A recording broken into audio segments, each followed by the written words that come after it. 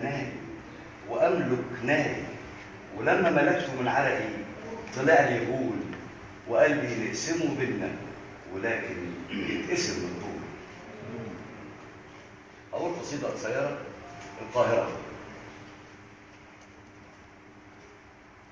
ولاننا يا القاهره كنا الاجابه والسؤال، ولاننا كنا المسافه بين طموحك والطريق للاكتمال، او بين طريقنا للردى، اتقفلت طول المدى كل البيبان في وشنا، باب الفتوح وباب زويلة والغفير، حتى باب النصر من سكتنا ضاع بين اللي ساوم واللي باع واللي انحنى، او بين فلول جيش الرعاع والادعية.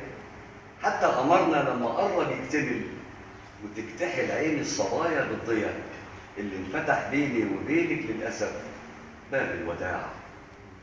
ولاننا يا القاهره لحم الدواير والخطوط، ولاننا فوق الشطوط ماشيين حياره في القصايد نرسمك، ما لقيتش غير ارهاب ونيل بيقسمك، باعد ما بين الضفتين والاخطبوط لفلف عليك وجندلك.